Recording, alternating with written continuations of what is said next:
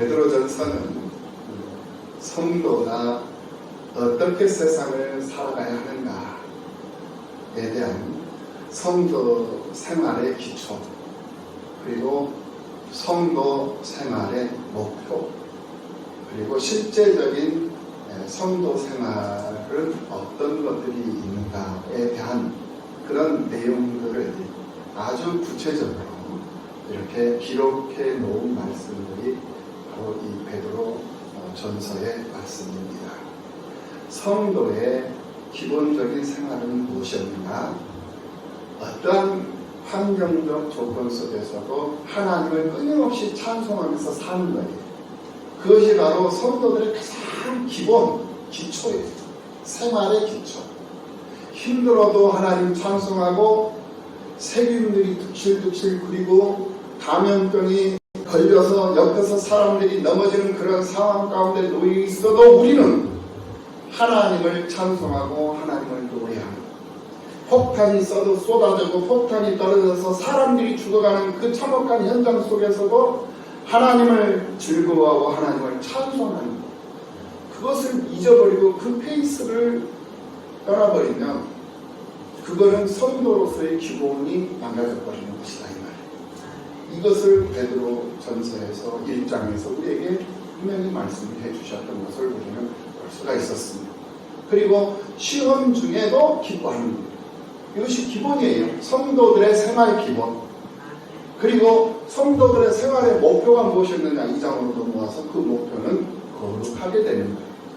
내가 거룩하니 너희도 거룩한지어다 라고 말씀하신 그 말씀은 우리가 예수님 따라서 세상을 살아가는 사람들이기 때문에 예수님을 닮아가는 그러한 늘 삶 속에서 예수님을 닮기 위해서 힘쓰고 예수님을 닮아가기 위해서 노력하면서 애쓰면서 그렇게 살아가야 되는 거예요.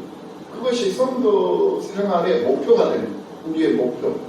거룩하게 되어지는 것. 그것이 목표가 되어야 된다는 거예요. 그리고 구원에 이르도록 범사에 자라가는 거예요. 우리가 구원 받았죠? 구원 받았으면 그 구원 받은 그것을 장성한 분량에 이르도록 성장을 시켜야 됩니다.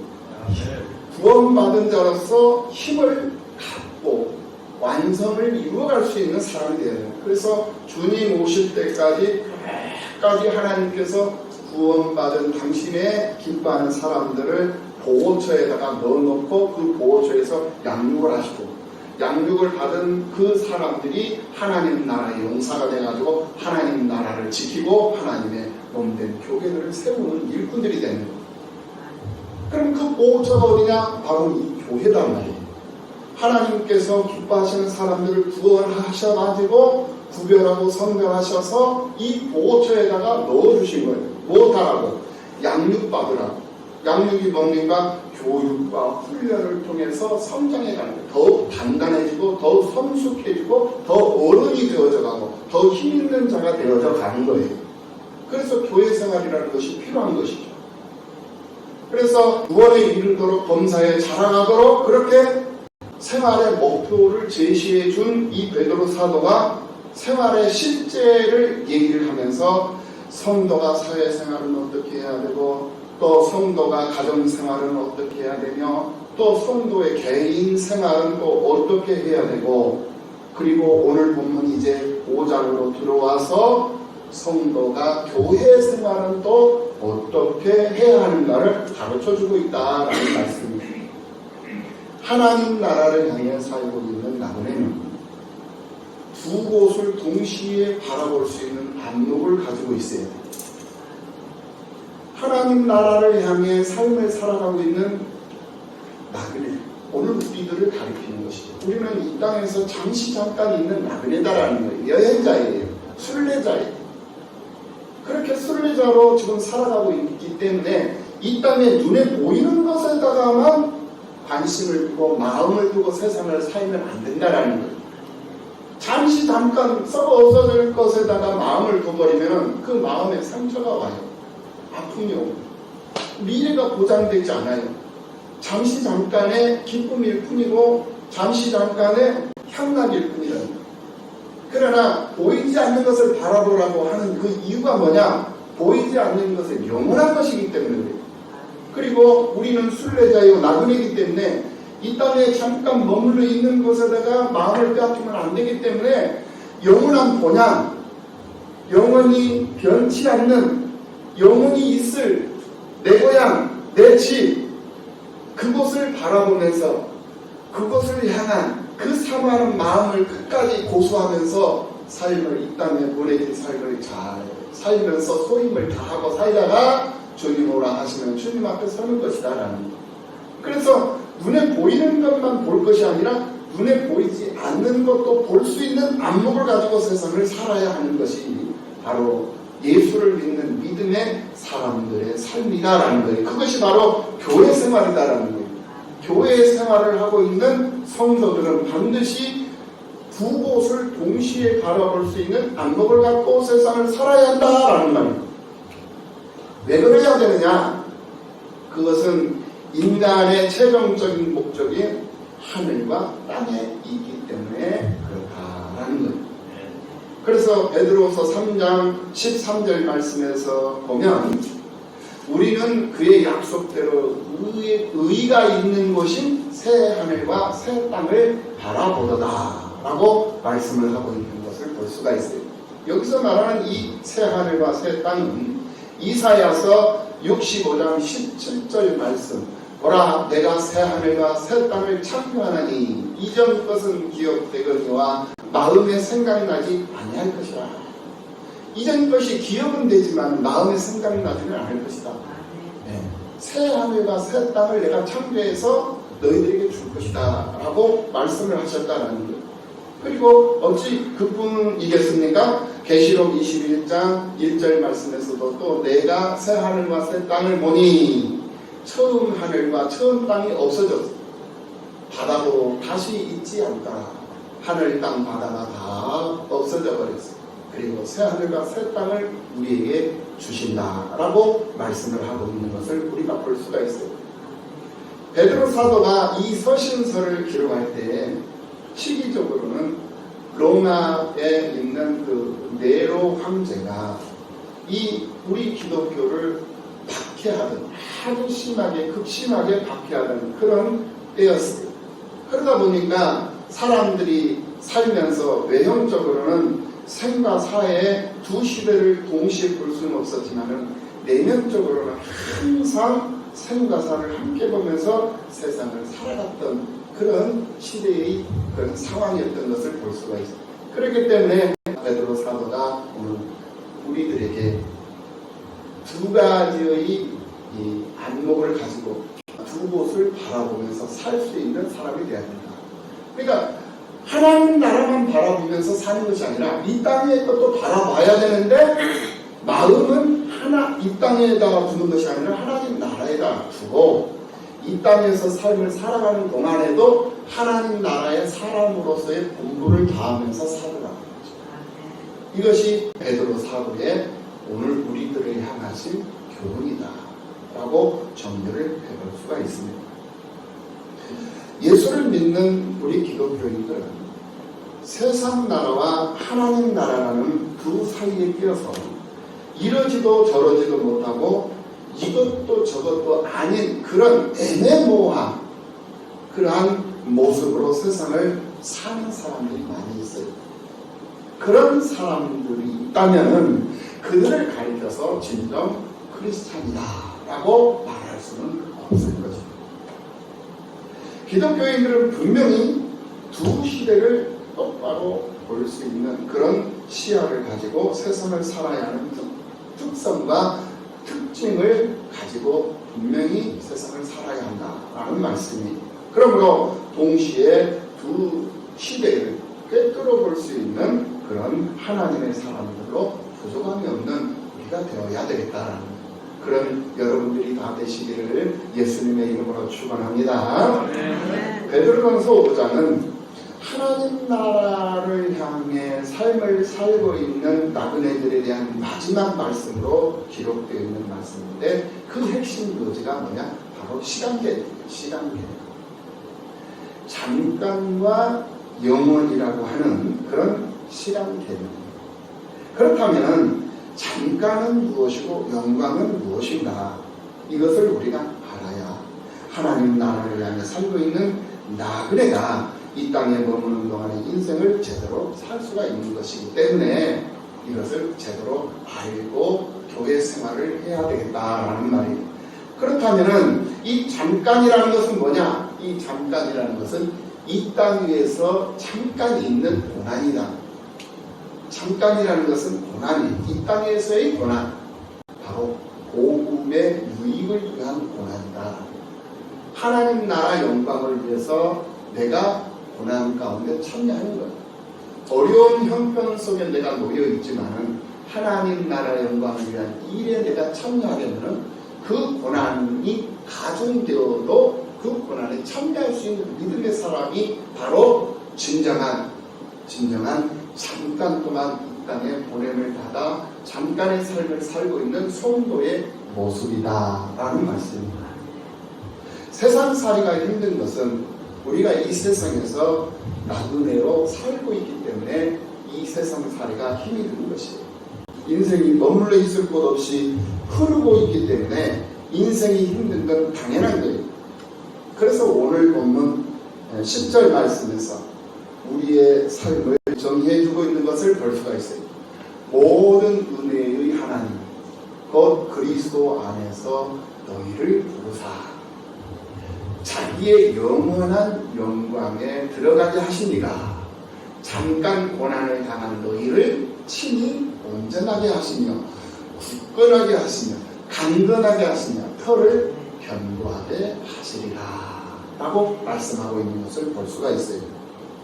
잠깐 동안 고난을 당한 너희를 하나님께서 친히 온전하게 하신다라는 거예요.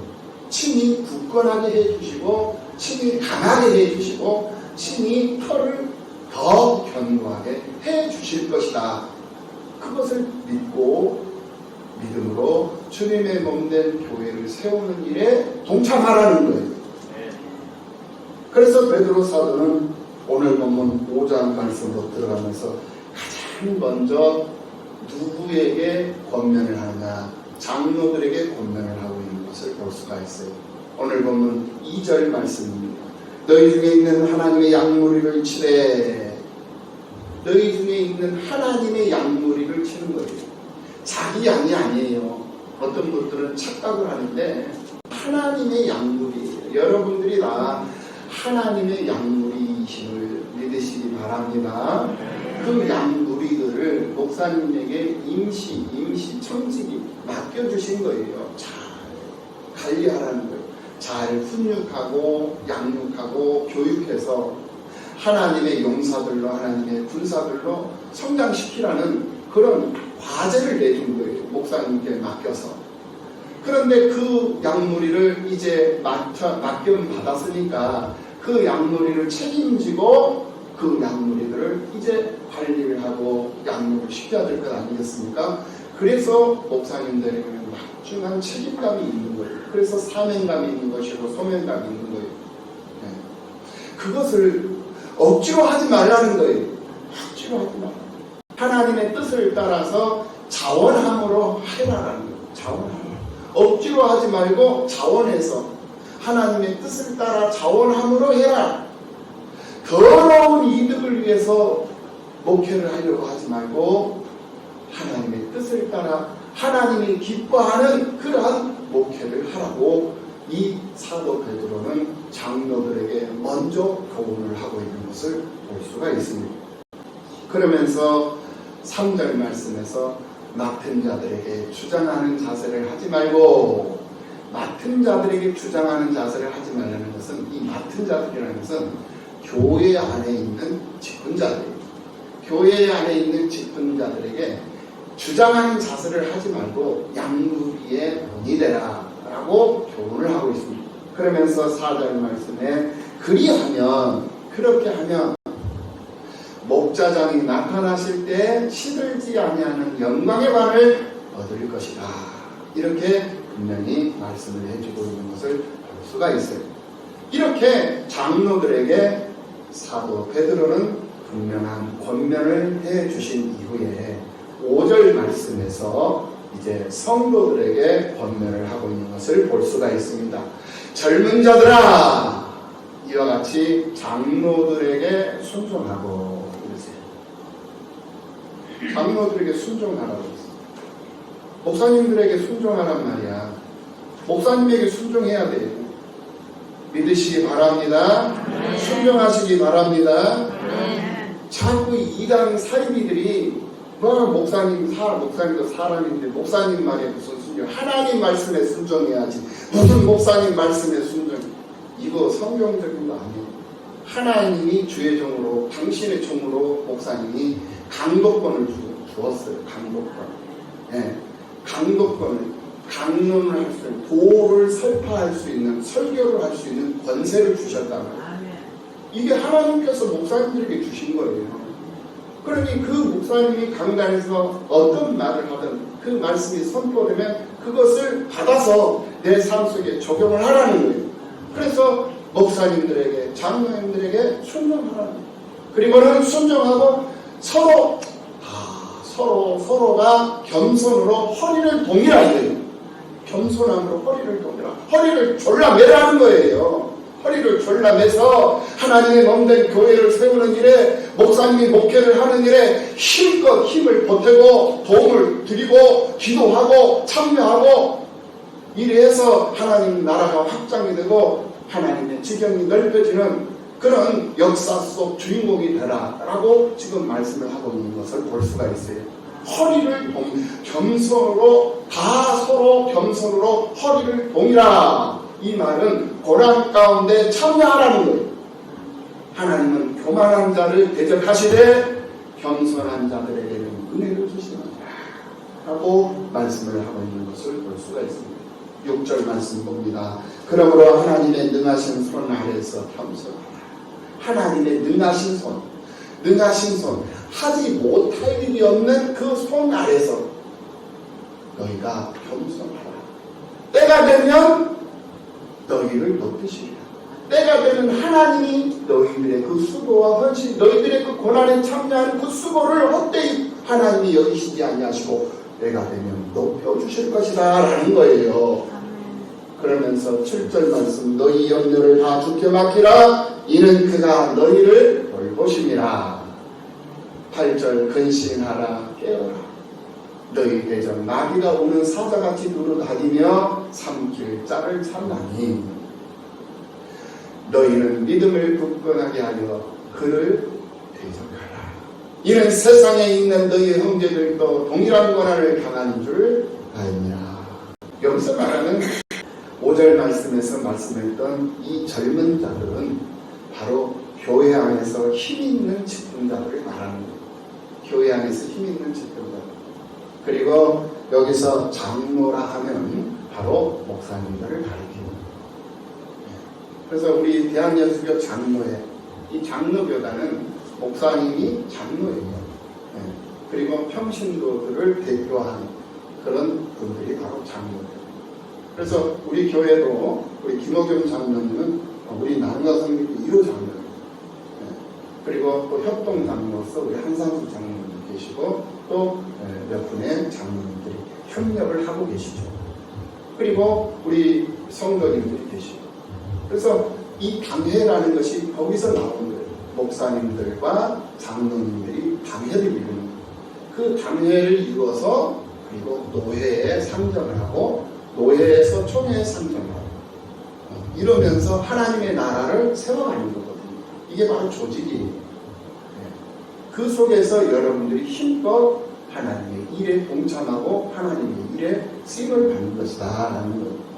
그래서 성도들은 목사님에게 순종하고 모두 다 겸손함으로 허리를 동이고 예수 고난에 동참해야 한다라는 거예요. 이것이 바로 교회 생활의 가장 기본 원리다라는 말이에요. 베드로 사도가 오늘 베드로전서 5장에서 분명히 말씀하고 있잖아요. 그러니까 목사님이 늘 말씀을 드리는 것이 뭐냐, 이단적인 것만 아니면, 이단적인 내용을 설파하면 그거는 우리가 순종하면 안 돼요. 성경에 어긋난 얘기들을 하고 성경에 빗나가는 얘기들을 하면 그건 당연히 그거는 반대를 해야죠. 목사님을 바로 잡아드려야죠. 그런데 그것이 아닌 이상은 목사님 말씀이 별로 마음에 안 들어도 그 말씀을 받아들이고 순종하고 내 삶 속에 적용하려고 노력하고 애쓰면 그것을 하나님이 귀히 여기시고 기뻐해 주셔서 때가 되면 그것을 더 높여서 너희들의 그 수고와 헌신을 길이길이 기릴 것이다. 높여서 더 영광된 모습으로 갚아주실 것이다. 라고 지금 말씀을 하고 있다라는 말씀이, 이 말씀 믿으시고 신앙생활에 잘 적용하는 지혜롭고 슬기로운 성도님들이 다 되시기를 축복합니다. 세상에서 수고하면서 사는 것이 얼마나 힘든 것이다 라는 것을 왜 모르겠습니까? 그러나 우리에게는 내일이라고 하는 영원한 세계가 있으니 잠시 잠깐 동안 세상에서 그리스도의 권한에 참여하는 일을 두려워하지 말고 오히려 자원하면서 살아야 하는 것, 그것이 바로 성도의 가장 기본적인 본분이 되는 것이다 라는 것을 우리는 오늘 이 말씀을 통해서 배워볼 수가 있습니다. 이 땅에서 고난을 당하는 것과 수고하는 것이 잠깐이기 때문에 그렇게 해야 한다는 거예요. 옛말에 조삼모사라는 말이 있습니다. 송나라에 원숭이를 좋아해서 키우는 저공이라고 하는 그런 인물이 있었는데 나라에 흉년이 들어서 먹을 것이 없는 거예요. 그래서 이 먹을 것이 부족한데 이놈의 이 원숭이들은 자꾸 늘어나는 것이었어요. 그래서 원숭이들의 양식인 이 도토리를 구하는 것이 쉽지가 않았어요. 그래서 저공은 원숭이들을 모아가지고 이렇게 말을 합니다. 야, 이제부터는 도토리를 아침에 3개 그리고 저녁에 4개씩만 주겠다 라고 얘기를 하니까 원숭이들이 주인 나빠요, 주인 나빠요, 안 돼요, 주인 나빠요, 난리가 났어요. 그러자 이 저공이 할 수 없다는 것이, 그러면 아침에 4개를 주고 저녁에 3개를 주겠다 이렇게 얘기를 하고 원숭이들이 와, 우리 주인 최고예요, 우리 주인 좋아요 이렇게 하는 손을 치면서 저공 주인에게 감사를 했다. 도토리의 양은 똑같아요. 7개. 하루 7개 주는 거예요. 아침에 3개 주고 저녁에 4개 주고, 아침에 4개 주고 저녁에 3개 주고, 도토리 7개 주는 것은 똑같은데 아침에 3개 주겠다고 하니까 원숭이들이 난리가 났어. 그런데 아침에 4개 주겠다고 하니까 원숭이들이 좋다라는 거예요. 이것이 바로 원숭이들의 이야기만이 아니라 오늘 우리들의 이야기도 될 수 있다는 이 사실을 우리는 분명히 인식하고 세상을 살아가야 할 것입니다. 왜 그러느냐? 우리 사람들도 자꾸 지금이라고 하는 이 시간에 자꾸 조국되어 있다는 거예요. 지금이라는 이 현실 속에 마음을 빼앗기면서 세상을 살고 있다는 거예요. 믿음을 가진 오늘 우리는 이 땅에서의 삶이 잠깐이요, 죽음 이후에 주어지는 하나님의 나라가 영원한 나라다라는 것을 우리는 잘 알고 있습니다.